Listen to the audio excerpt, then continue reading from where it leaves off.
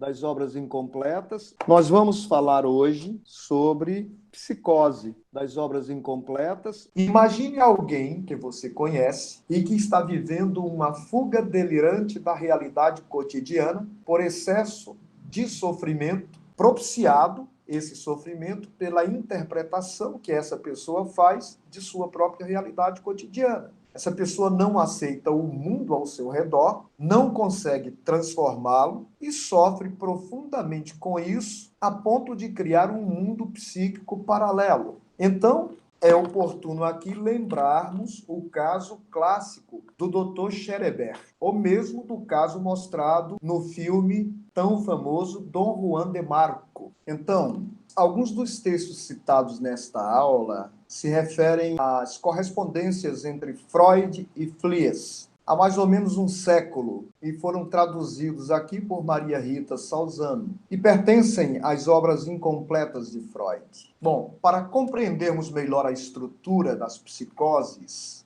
na visão de Freud, começamos lembrando que o aparelho psíquico humano foi dividido por ele, por Freud, em id, ego e superego. Observe-se, então, que o ego é intermediário entre o superego, que dita as regras civilizatórias, e o id, que lhe envia constantemente as moções pulsionais mais primitivas. Então, passa a existir uma espécie de ruptura conflitante entre o civilizado e o selvagem dentro do ser humano comum. Essa ruptura conflitante dentro do ser humano comum é resistência geradora de sofrimento ou neurose. Bom, quando tal ruptura psíquica diz respeito ao ego em sua relação com o mundo ao seu redor e se torna sofrimento excessivo, pode gerar um delírio ou a criação psíquica de uma realidade paralela, uma espécie de fuga para escapar do cotidiano que é interpretado como dor, como sofrimento demasiado. Nesse caso, mesmo o ser humano comum, ao criar rupturas psíquicas com o seu mundo cotidiano, ao criar sonhos paralelos à realidade cotidiana, manifesta um nível de partição psíquica. Então, se o termo esquizofrenia pode ser compreendido literalmente como mente partida, os desejos de criar um mundo diferente daquele que temos cria sonhos e fantasias através da divisão psíquica. Isso implicaria em se poder dizer que todos, em nível maior ou menor, temos ruptura psíquica. A diferença nesse caso está no grau de ruptura. Alguém tem maior ou menor ruptura? Se Freud, ao descrever as múltiplas dependências do ego, sua posição intermediária entre o mundo exterior e o isso, seu anseio em servir a todos os seus senhores a um só tempo, se Freud com isso quer mostrar a causa das neuroses, essa causa é análoga à tentativa de montar em 2 cavalos ao mesmo tempo. Por outro lado, a causa da psicose seria análoga a fugir de um cavalo selvagem e voar num cavalo alado, materialmente inexistente. Então, Freud nos diz o seguinte: em conexão com uma discussão iniciada em outro lugar, que dizia respeito à origem e à prevenção das psicoses, ocorreu-me, numa fórmula simples, que trata do que talvez seja a mais importante diferença genética entre neurose e psicose. A neurose é o resultado de um conflito entre o eu e seu isso, ao passo que a psicose é o resultado análogo de uma perturbação semelhante nas relações entre o eu e o mundo exterior. Imagine alguém que você conhece e que está vivendo uma fuga delirante da realidade cotidiana por excesso de sofrimento, propiciado esse sofrimento pela interpretação que essa pessoa faz de sua própria realidade cotidiana. Essa pessoa não aceita o mundo ao seu redor, não consegue transformá-lo e sofre profundamente com isso, a ponto de criar um mundo psíquico paralelo. Então, é oportuno aqui lembrarmos o caso clássico Schereber sobre psicose, que é tão importante dentro do contexto que nós estamos estudando. Então, eu vou ler algumas coisas primeiro para vocês, tá? Das obras incompletas, da editora Autêntica. Então, pessoal, uma pequena situação para a gente começar uma reflexão sobre um problema mais aprofundado. Você imagine que alguém nasce numa família onde existam muitos conflitos e essa pessoa se sente mal todo o tempo. Essa pessoa passa a ter o emocional muito perturbado, ela passa a se isolar e a guardar, a recalcar muita coisa dentro dela. Tristeza, raiva, melancolia, angústia, ela começa a recalcar tudo isso, a guardar tudo isso dentro dela. E aí vai se tornando tão forte, dentro do contexto familiar, a propiciação desses recalcamentos, que essa pessoa começa, ao invés de enfrentar a vida, de encarar as suas dores, de falar sobre elas, porque existem famílias dentro das quais você não tem sequer a chance de falar sobre o que você está sentindo, pelo despreparo dos componentes dessa família. Então, uma pessoa pode ir simplesmente calando, recalcando, e esse recalcamento pode se tornar tão intenso para essa pessoa que ela vai criando certos mecanismos, por exemplo, de defesa,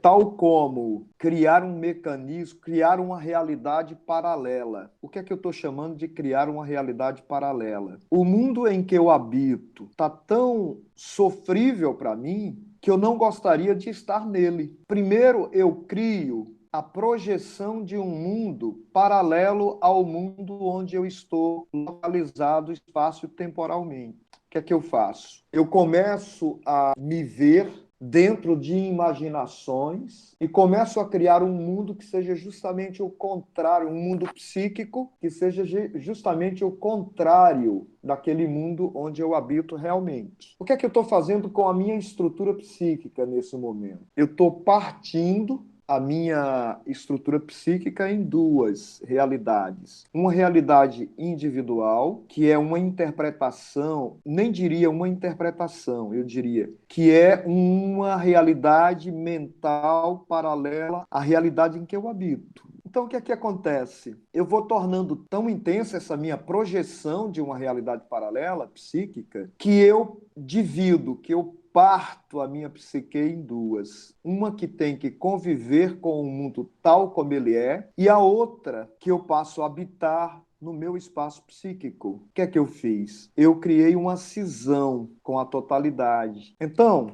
vamos refletir um pouquinho sobre a palavra esquizofrenia. Esquizofrenia vem de vem de termos gregos, né? Esquizofrenia. Eu não estou interessado ainda na descrição técnica do que seja a própria esquizofrenia no olhar médico. Eu quero saber a etimologia da palavra a que nos leva, né? Esquizofrenia quer dizer mente partida. Ela foi partida em duas realidades. O que eu vivencio no cotidiano e o que eu criei como realidade paralela. Por exemplo, eu sou pobre e crio uma espécie de megalomania dentro de mim. Eu não tenho riqueza material, mas eu passo a viver como se eu fosse rico. Eu estou dizendo, a minha mente está partida em a realidade do que eu sou e aquilo que eu projeto como sendo uma realidade psíquica para mim. Assim, eu sou um artista plástico. A realidade me aparece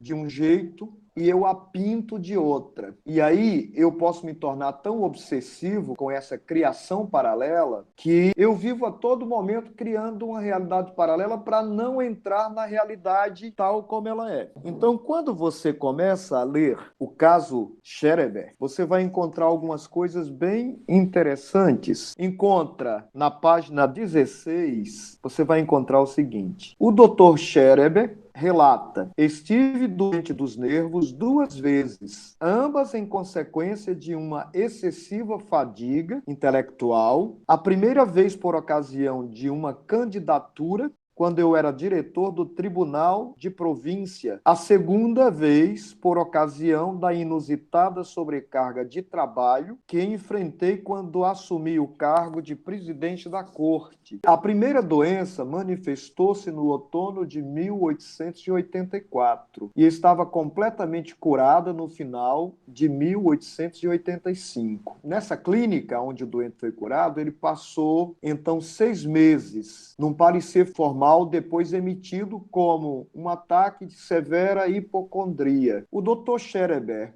assegura que essa enfermidade transcorreu sem qualquer incidente relativo ao domínio do sobrenatural. Antes de adoecer pela segunda vez, garanta um certo limite inferior. E no mesmo lugar, depois da cura de minha primeira doença, vivi 8 anos, no geral, bem feliz, ricos de honrarias exteriores e apenas passageiramente turvados pelas numerosas frustrações da esperança de ter filhos. Em junho de 1893, foi-lhe comunicada sua iminente nomeação para presidente da Corte de Apelação. Ele assumiu o cargo em 1º de outubro do mesmo ano. Nesse intervalo lhe ocorreram alguns sonhos, aos quais somente depois veio a dar importância. Sonhou algumas vezes que retornara a sua doença, o que no sonho o fez sentir-se muito infeliz, tanto quanto ficou feliz ao despertar, por ter sido apenas um sonho. Além disso, teve uma vez, no início da manhã, num estado entre o sono e a vigília, a ideia de que deveria ser realmente bom ser uma mulher se submetendo ao coito. Uma ideia que ele, em plena consciência,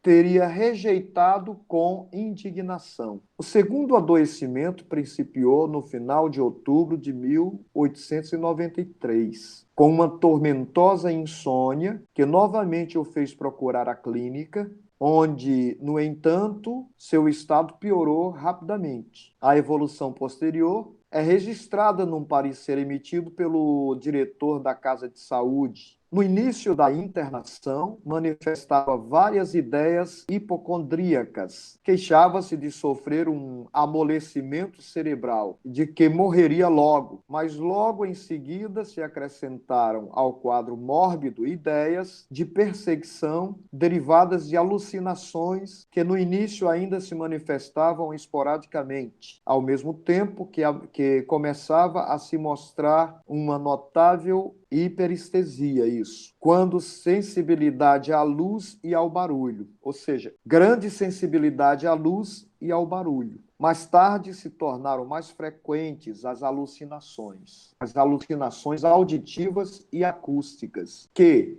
ao lado de distúrbios sensoriais comuns, acabaram por dominar sua sensibilidade e seu pensamento. Considerava-se morto e apodrecido, doente de peste, supunha que seu corpo fosse objeto de horríveis manipulações de todo tipo, e como afirma ainda hoje, sofria as coisas mais terríveis, e tudo isso em nome de uma causa sagrada. As ideias delirantes absorviam a tal ponto o doente que ele ficava horas e horas completamente rígido e imóvel, um estupor alucinatório, inacessível a qualquer outra impressão, e, por outro lado, essas ideias o atormentavam tanto que chegava a invocar a morte, a ponto de tentar várias vezes afogar-se no banho e exigir o cianureto que lhe estava destinado. Pouco a pouco, as ideias delirantes assumiram um caráter místico e religioso. Ele se comunicava diretamente com Deus. Os diabos faziam das suas com ele. Via fenômenos milagrosos, ouvia música sacra e, finalmente, acreditava estar vivendo em um outro mundo. Ele criou um mundo paralelo. Acrescentemos que ele xingava diversas pessoas que acreditava terem-no perseguido e prejudicado, sobretudo lá na clínica, se referindo ao seu ex-médico, que chamou de assassino de alma. E inúmeras vezes gritou: pequeno, acentuando a primeira palavra. Foi removido e, após breve permanência em outra instituição, chegou ao sanatório Sonnenstein, em outra instituição, próximo a Pirna, em junho de 1894. Ali ficando até que a doença tomou a forma definitiva. Nos anos seguintes, o quadro clínico se alterou de uma maneira que descreveremos melhor com as palavras do doutor diretor do sanatório. Sem entrar em todos os pormenores do discurso da doença, é suficiente notar como, a partir da psicose inicial mais aguda, que envolvia diretamente todas as áreas do psiquismo, diagnosticada como delírio alucinatório, emergiu de um modo cada vez mais decisivo e, por assim dizer, cristalizando o quadro paranoico que se vê hoje. Por um lado, ele havia desenvolvido um engenhoso sistema delirante, que tem tudo para nos interessar, e, por outro lado, sua personalidade havia se reconstruído e mostrava-se excetuante alguns distúrbios isolados à altura das tarefas da vida. Assim relata o Dr. Weber em parecer de 1899.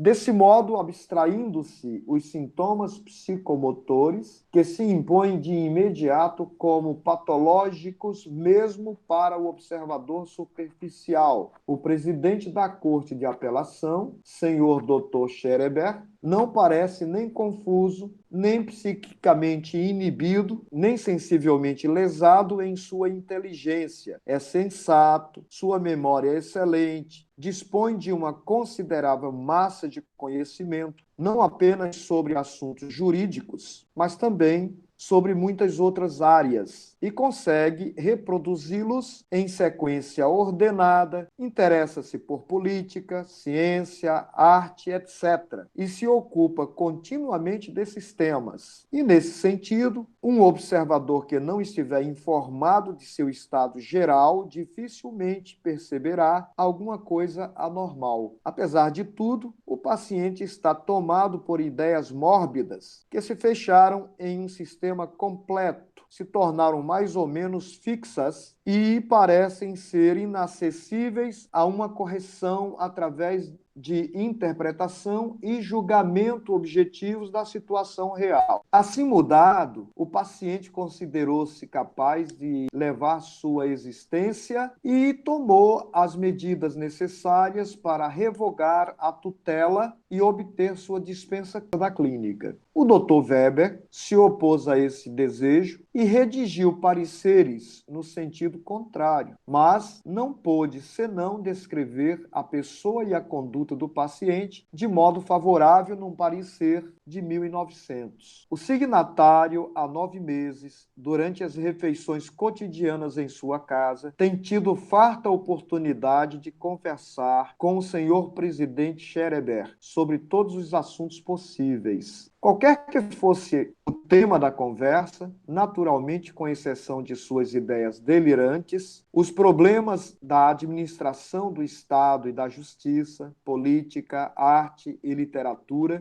vida social, ou o que quer que fosse sobre qualquer coisa, o Dr. Schereber revelava vivo interesse, conhecimentos profundos, uma boa memória, um julgamento pertinente e, mesmo do ponto de vista ético, uma concepção que não se poderia deixar de subscrever. Mesmo nas conversas amenas com as senhoras presentes, ele se mostrava cortês e amável, e ao tratar certos temas de modo humorístico, sempre revelou tato e decência, nunca trazendo para a inocente conversa à mesa temas que não deveriam ser tratados ali, mas sim nas visitas médicas. Também, num assunto de natureza econômica que envolvia interesses de toda a família, ele interveio nessa época de forma competente e apropriada. Nas várias petições à justiça com que o Dr. Schereber se empenhava na sua liberação, ele não negava absolutamente seu delírio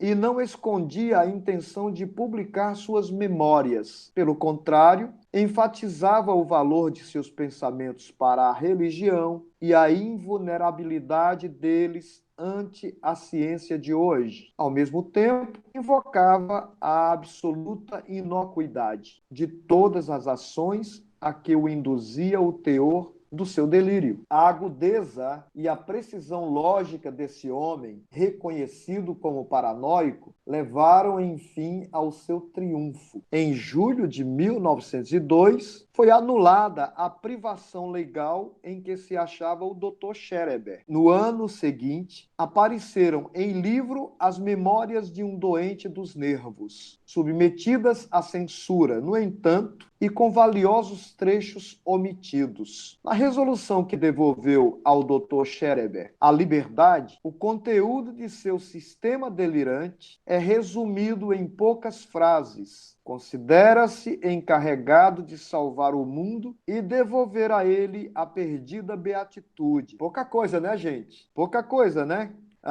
Mas é algo que ele só pode realizar se antes se transformar de homem em mulher. Essa era a condição que ele exigia para salvar o mundo. Uma oposição mais minuciosa do delírio em sua forma final pode ser lida no parecer de 1899 do Dr. Weber. O sistema delirante do paciente culmina na ideia de que sua missão é a de redimir o mundo e devolver à humanidade a beatitude perdida. Afirma ter chegado a essa tarefa por inspiração divina direta, do mesmo modo que os profetas. Os nervos mais excitados, como foram os seus durante muito tempo, teriam a propriedade de exercer atração sobre Deus, mas seria, se não impossível, pelo menos muito difícil exprimir essas coisas em linguagem humana, porque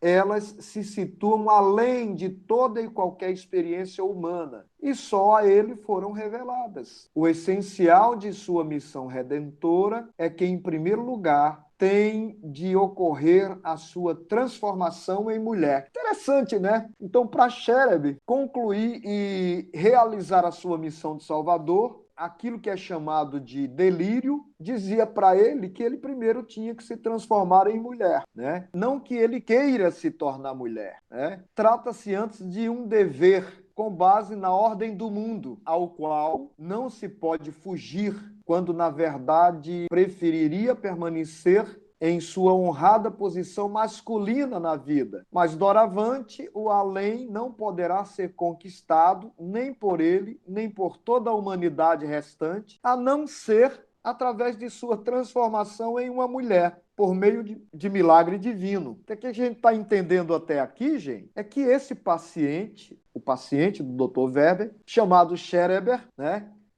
foi internado numa clínica por causa de delírios alucinantes. E as histórias, embora no cotidiano ele parecesse alguém absolutamente normal, que tratava de assuntos políticos, financeiros, etc., com muita capacidade, em seus delírios ele tinha a missão de salvar o mundo e a condição para que ele salvasse o mundo era se transformar em mulher. É isso? Agora, uma contradição que existia dentro dele é: eu tenho por missão divina que me transformar em mulher. É a única forma pela qual a salvação pode acontecer. Mas eu tenho uma contradição dentro de mim. Eu quero permanecer masculino. Embora a minha visão profética, porque ele tomava isso como uma missão profética, me diga que eu tenho que me transformar em mulher. Veja bem, eu vou fazer uma pequena pausa para que a gente possa refletir sobre a palavra esquizofrenia como algo que aponta para o sentido de mente dividida, mente partida, tá certo? Estrutura mental partida. Mas eu vou continuar um pouco a leitura. Está certo de ser ele objeto exclusivo de milagres divinos, sendo desse modo o homem mais extraordinário que já viveu sobre a terra. Quer dizer, ele não era pouca coisa. Há anos,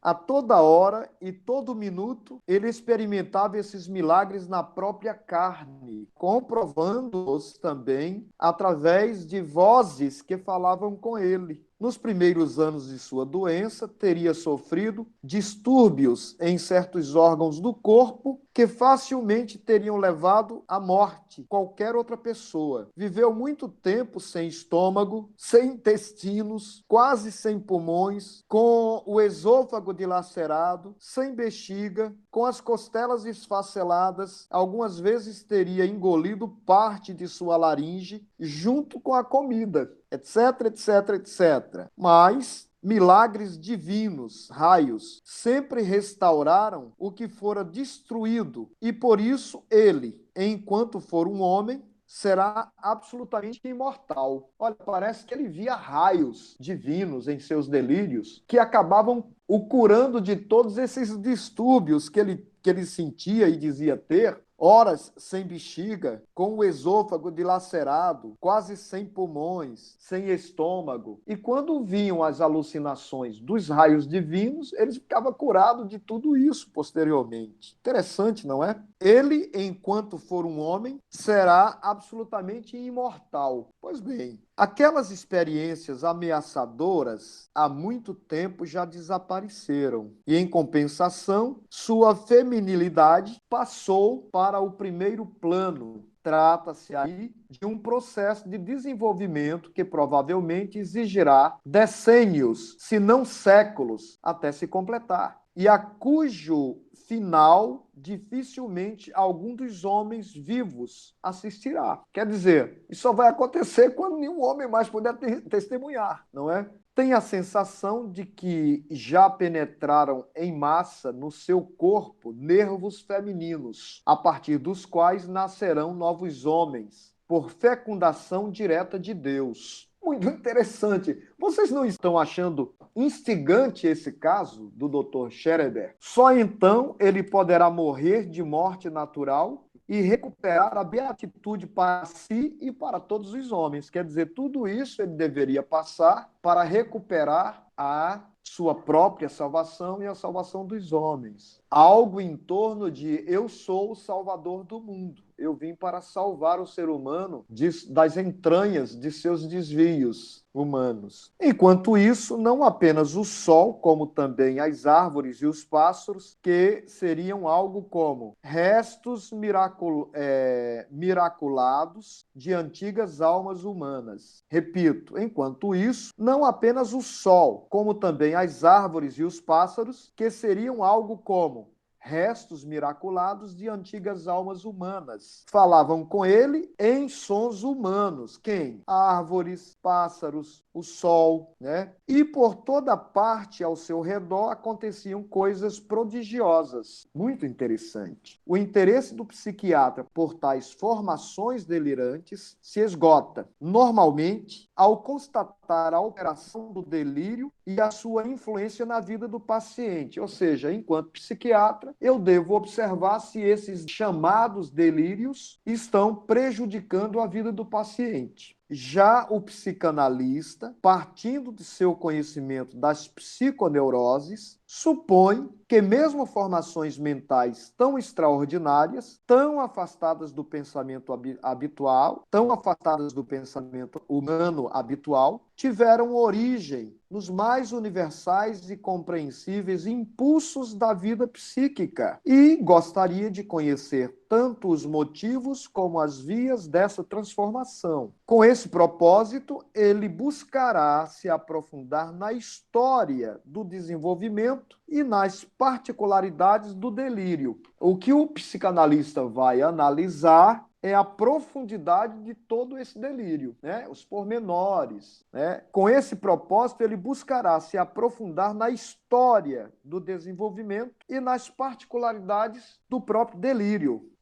O autor do parecer médico destaca como os dois pontos principais o papel de redentor e a transformação em mulher. O delírio de ser o redentor é uma fantasia nossa conhecida, que frequentemente constitui o cerne da paranoia religiosa. Observem, o delírio de ser o Redentor é uma fantasia nossa conhecida, que frequentemente constitui o cerne da paranoia religiosa. Veja, se nós transpusermos a história de Dr. Scherer para qualquer outra pessoa que tenha essa paranoia religiosa, nós podemos aí encaixar aqueles que vêm e que pensam que têm a missão de serem gurus, de serem mestres, de serem redentores de uma humanidade que se apresenta para eles. Eles, por exemplo, podem vestir diversas fantasias para assumir essa paranoia religiosa. Vamos adiante. Já o acréscimo de que a redenção deve ocorrer pela transformação do indivíduo em mulher é algo incomum e surpreendente. E surpreendente por distanciar-se bastante do mito histórico que a fantasia do doente quer reproduzir.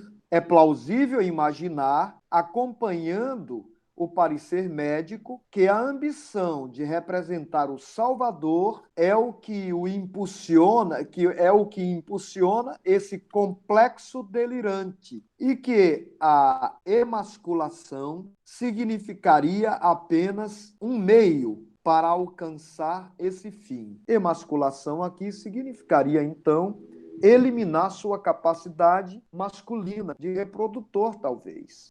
Ou retirar-se do estado masculino para o feminino, no caso, significaria apenas um meio para alcançar esse fim. Embora isto possa apresentar-se assim na configuração final do delírio, o estudo das memórias nos impõe uma concepção bem diferente. Vemos que a transformação em mulher, ou seja, emasculação, era o delírio primário, que ela foi considerada inicialmente um ato que acarretaria grave dano e perseguição, e que apenas secundariamente veio a ligar-se ao papel de redentor. Veja, pessoal, acabamos de ler isso e me veio uma possibilidade reflexiva. Nós estamos vivendo uma era onde se reclama o direito de se emascular, digamos, de trocar de sexo do masculino para o feminino, né? E já obtivemos esse direito. Alguém pode dizer, eu me sinto mulher num corpo de homem,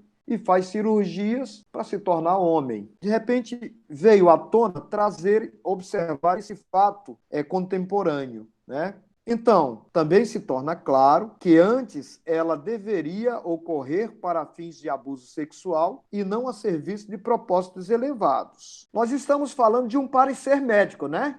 Lembram que a gente está falando do parecer médico, né? Então, colocando de maneira formal um delírio de perseguição sexual, foi posteriormente transformado para o paciente em delírio de grandeza religiosa, ou seja, colocando-se de maneira formal, um delírio de perseguição sexual foi posteriormente transformado para o paciente em delírio de grandeza religiosa. O perseguidor era inicialmente o professor. Perseguidor para quem? Para Dr. Scherer. Não é isso? Ele se sentia perseguido pelo seu primeiro médico, que deu a ele o diagnóstico de um delirante. O médico que o tratava, depois substituído pelo propósito de Deus, né? Agora, já que o médico me diagnosticou com um psicótico delirante, eu transfiro tudo que sinto e vivencio para um propósito divino. A pergunta é: quem estava corretamente em seu pensamento? O parecer médico, o parecer jurídico ou o paciente realmente tinha essas visões, realmente tinha visões divinas? É uma pergunta que a gente deixa aqui para ser feita, né? No espaço filosófico do Filoterapeia. Transcrevo aqui, sem abreviá-las, as passagens das memórias que comprovam isso. Desse modo,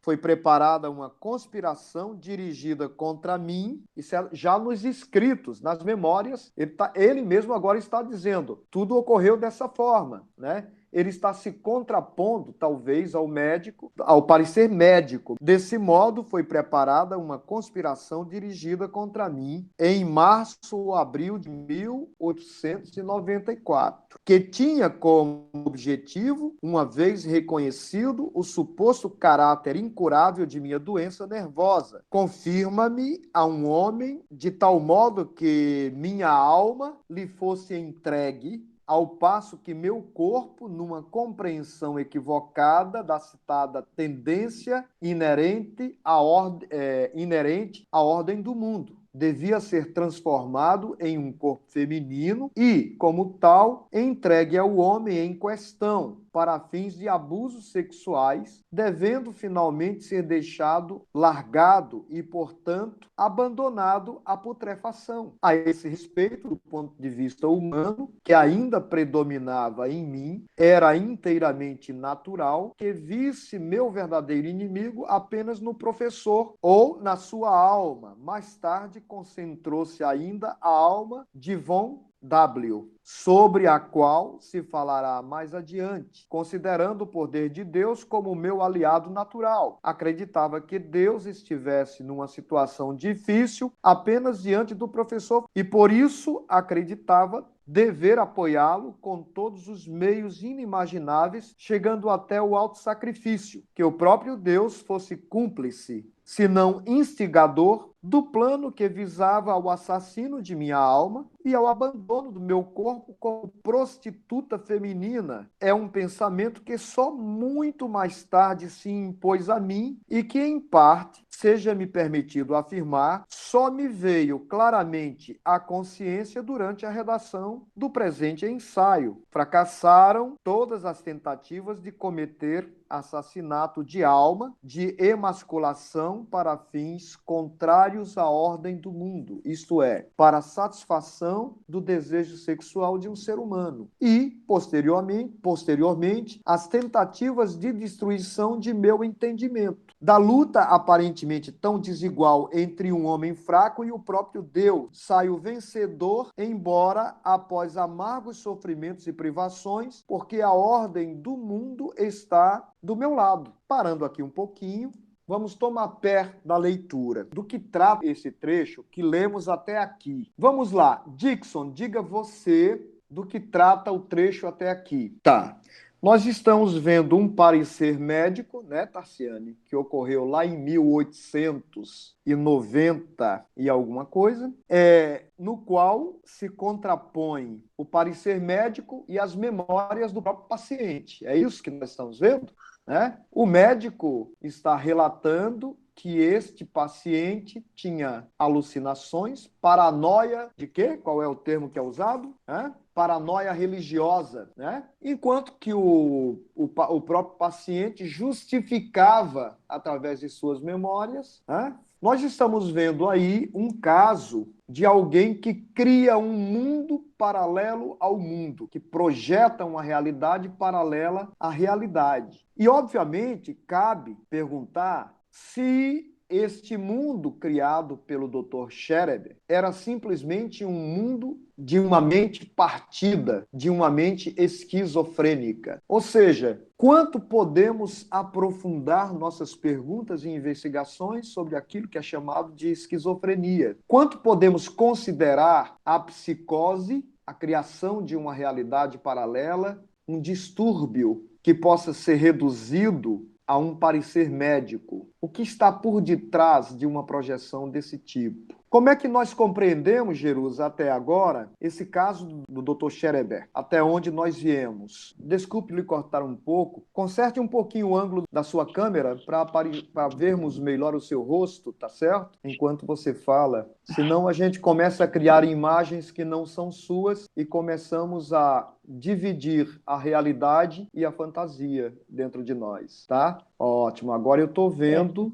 aquilo que eu acho que seja o seu rosto. Mas parece-me, Jerusa, Sim. que eu ter cortado você agora tem um propósito, porque olhando para o seu rosto, eu fico me perguntando se o Sim. rosto que eu estou enxergando é o rosto real, ou se todas as vezes que eu olho para você, o que eu encontro é a leitura paralela que eu posso fazer de seu rosto, que eu posso fazer de você. Uhum. Se eu chegar à conclusão de que quando olho para você, eu enxergo apenas o que as minhas fantasias internas me permitem, numa certa medida, eu posso dizer que a minha mente está partida entre o que é e aquilo que eu vejo. Aí a minha pergunta é: será que é sempre assim para todos os seres humanos? Em alguma medida, nós encaramos o mundo com os olhos individuais que temos. Eu quero dizer, é possível que por termos digitais diferentes, também tenhamos marcas profundamente distintivas se nós reduzirmos o problema apenas à projeção individual daquele que olha para o mundo, então nós teremos paranoia religiosa em todos aqueles que, por exemplo, meditam e têm êxtase espiritual a partir de suas meditações. E aí a gente também pode concluir que temos paranoia religiosa naqueles que colocam um véu indiano na cabeça para retratar o salvamento de sua própria alma e da alma dos outros, como era o caso de Scherer, do Dr. Scherer. O que está em jogo, inclusive no parecer médico, é que o próprio Scherer talvez viesse a prejudicar sua vida cotidiana, torná-la contraproducente. Mas eis que nós estamos falando de um paciente que tinha uma capacidade intelectual admirável, não é isso? Tinha uma capacidade descritiva admirável, tinha uma capacidade de lidar com finanças e política. Ele foi eleito para um cargo importantíssimo na corte. Contudo, seus delírios pontuais de que deveria salvar o ser humano, a humanidade, a si mesmo e a humanidade, na condição primeiro da emasculação, né? Ele deveria primeiro se emascular, deixar de ser homem, passar a ser mulher. Quando a gente faz a pergunta, este paciente estava vivendo uma situação cotidiana contraproducente, aí quem faz essa pergunta é uma sociedade funcional e de consumo. Me entendam, por gentileza. Eu quero dizer, quem está analisando a contraproducência desse paciente é um médico que está a serviço de um Estado, de uma sociedade de consumo. Ou seja, se ele está funcional, se ele está contraproducente, significa que ele não está produzindo, ele não está indo ao trabalho, ele não está tomando conta da família, né? Ele não está cumprindo horários e tal. Mas quem está falando é uma dada sociedade, ou melhor, um dado superego, né? E aí eu devo lembrar a vocês que o nosso ego está em constante conflito entre duas instâncias do aparelho psíquico. Ele é um conflito permanente entre o superego, que às vezes não consegue atender, né? Ele não consegue sempre atender aos apelos do superego, e também em conflito com as pulsões emocionais mais primitivas, do id. Então, o conflito do ego, o constante conflito do ego, se dá na divisão entre duas instâncias. O nosso eu está em conflito com o superego e com também o id, os impulsos mais primitivos. É disso que nascem as nossas neuroses. Os nossos sofrimentos são provocados pelo esforço, pela força que exercemos psíquica na luta entre as duas instâncias. E aí é possível que nessa luta e nesse sofrimento nós acabemos criando alucinações paralelas, delírios, para sairmos, para escaparmos de uma realidade. Aí nós podemos criar amigos imaginários, anjos imaginários, né? Podemos criar visões divinas, podemos criar essas luzes que apareciam para Scherer, né? Que quase sempre o traziam a um estado de equilíbrio, como diz o texto, né? A um estado momentâneo de reequilíbrio, né? E a nossa pergunta enquanto questionadores é, na hora que se cria essa realidade paralela, que é tão chamada por alguns de esquizofrenia, no sentido de mente partida, mente rompida, né?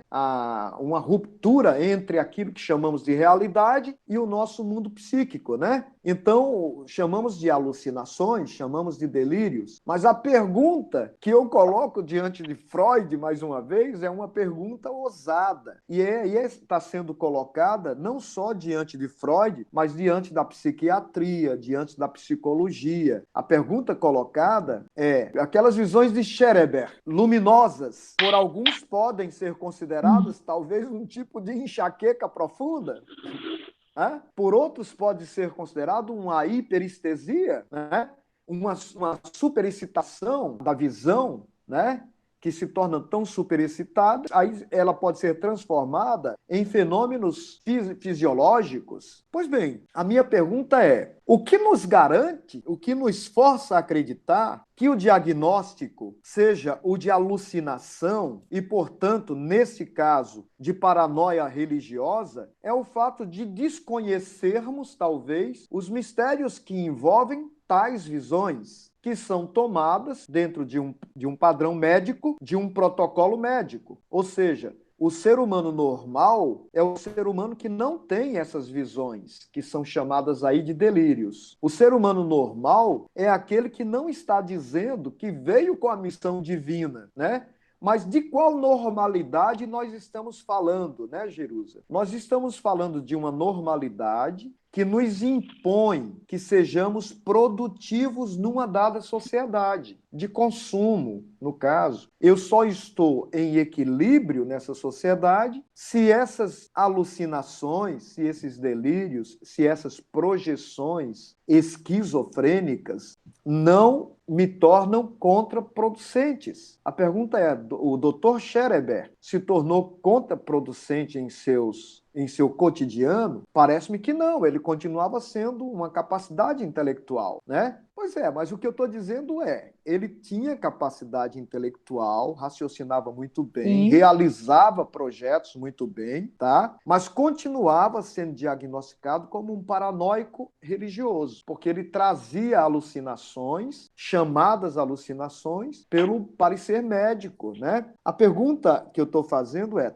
aí nós temos uma definição de psicose? Temos. O psicótico, então, tem essas alucinações, né? Ele pode criar esse mundo paralelo. Ele pode ficar, acaba sendo uma neurose tão obsessiva que pode ser traduzida como uma psicose, a criação de um mundo paralelo obsessivamente vivido pelo paciente, né? Mas o que eu estou colocando é: vamos fugir um pouco dos protocolos médicos e nos transformarmos um pouco em filósofo, tá certo? Se eu fizer uma viagem para a Índia e encontrar um guru dito iluminado, tendo um êxtase, por exemplo, de repente eu encontro a Anand Mai, a mulher do abraço, que eu tive a oportunidade de visitar no ashram dela lá em Pune. E de repente eu começo a assistir a Anand Mai cantando e daqui a pouco ela está gritando e sorrindo e talvez tendo visões de Krishna e de Vishnu. Eu, na minha limitação, na minha visão limitante de médico, que tem protocolos a seguir, olho para aquela mulher e digo: eis aí um caso de paranoia religiosa. E ela, a Anand Mai, tem a missão de salvar a humanidade. E todo o trabalho filantrópico que ela realiza um trabalho filantrópico, eu posso encarar como produto, como resultado causado pela ideia paranoica religiosa que eu tenho dentro de mim. Aí eu reduzo o exemplo, diminuindo para uma pessoa mais comum do que a Anand Mai. Eu vou dizer alguém que tem um projeto de ensinar yoga e meditação e que já acha que está tendo êxtases suficientes para revirar os olhos ou ver luzes. Essa coisa tão comum em nossa sociedade hoje, dos vários caminhos, né, de autoconhecimento, etc., místicos. Alguém que, por exemplo, Jerusa, bem conhecido por você, que, por exemplo, diz que a luz dourada cura as pessoas, né? Eu posso emitir uma luz dourada para as pessoas, mas eu acredito nisso, que emitir a visão de luz dourada para as pessoas pode causar grandes benefícios, né?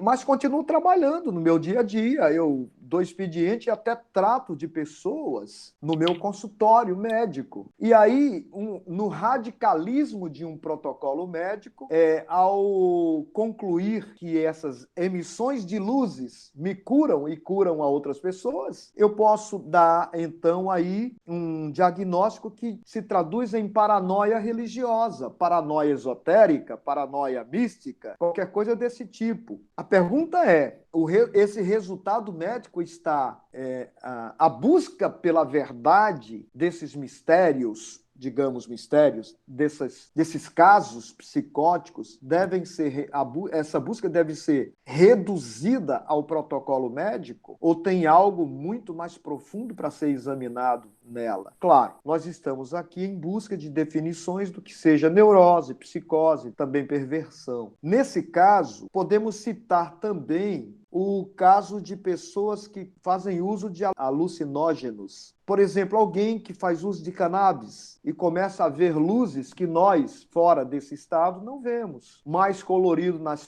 plantas, cores mais vivas, né? Eu começo a ter visões que o meu estado, digamos, normal não me permite. Então, ao fazer uso de alucinógenos, ou, por exemplo, de chás alucinógenos que superexcitam os meus sentidos, expande as minhas sensações, a tal modo que eu passo a ter o que poderia ser chamado de delírios, de visões, de mirações, o que você queira. A esses casos também podemos nomear paranoia religiosa. E por que nomeamos paranoia religiosa? O que queremos curar com essas nomeações? Por que é que definimos os casos médicos, os casos de doenças psíquicas, a partir dos protocolos médicos que estão a serviço de uma sociedade ou de um superego que impõe condições para que você seja tido como normal? Se eu não sigo o superego da minha sociedade, eu não sou considerado normal. Então, esses pareceres médicos quase sempre estão a serviço de uma lei que pertencem ao grupo de normalidade. Voltando ao caso do Dr. Schereber, essa pergunta também pode ser feita. O que é que nós... um tanto quanto bizonho para nós do cotidiano, não é? Nossa, de repente aparece alguém e a gente deve voltar um pouco para o início do texto, onde se diz que o primeiro chamado adoecimento do Dr. Schereber se dá, vamos voltar um pouquinho, lembram como é o primeiro adoecimento dele, em virtude de quê?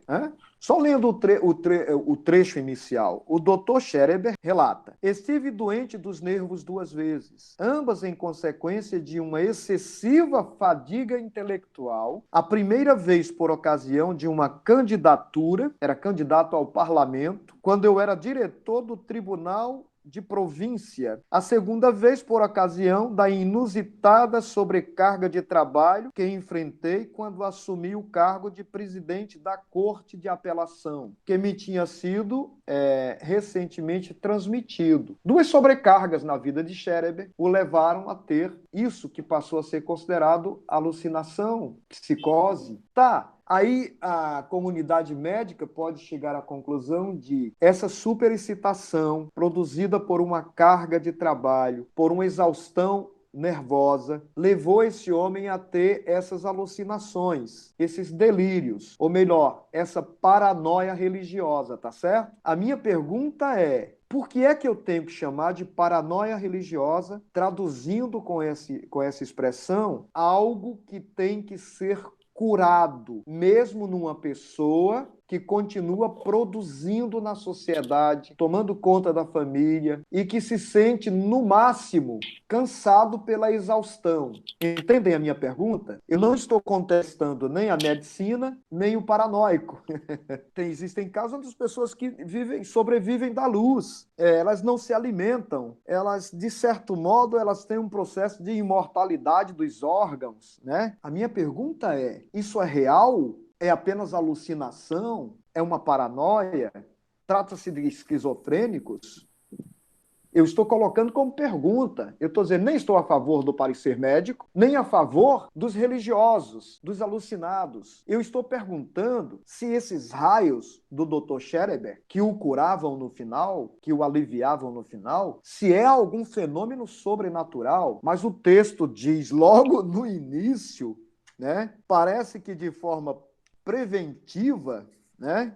É dito assim, olha, o Dr. Schereber assegura que essa enfermidade transcorreu sem qualquer incidente relativo ao domínio sobrenatural. O que nós estamos trazendo é a definição de psicose, lá na época de Freud, que o ego é intermediário entre o superego, que dita as regras civilizatórias, e o id, que lhe envia constantemente as moções pulsionais mais primitivas. Então, passa a existir uma espécie de ruptura conflitante entre o civilizado e o selvagem dentro do ser humano comum. Essa ruptura conflitante dentro do ser humano comum é resistência geradora de sofrimento ou neurose. Bom, quando tal ruptura psíquica diz respeito ao ego em sua relação com o mundo ao seu redor e se torna sofrimento excessivo, pode gerar um delírio ou a criação psíquica de uma realidade paralela, uma espécie de fuga para escapar do cotidiano que é interpretado como dor, como sofrimento demasiado. Nesse caso, mesmo o ser humano comum, ao criar rupturas psíquicas com o seu mundo cotidiano, ao criar sonhos paralelos à realidade cotidiana, manifesta um nível de partição psíquica. Então, se o termo esquizofrenia pode ser compreendido literalmente como mente partida, os desejos de criar um mundo diferente daquele que temos cria sonhos e fantasias através da divisão psíquica. Isso implicaria em se poder dizer que todos, em nível maior ou menor, temos ruptura psíquica. A diferença nesse caso está no grau de ruptura. Alguém tem maior ou menor ruptura? Se Freud, ao descrever as múltiplas dependências do ego, sua posição intermediária entre o mundo exterior e o isso, seu anseio em servir a todos os seus senhores a um só tempo, se Freud com isso quer mostrar a causa das neuroses, essa causa é análoga à tentativa de montar em dois cavalos ao mesmo tempo. Por outro lado, a causa da psicose seria análoga a fugir de um cavalo selvagem e voar num cavalo alado, materialmente inexistente.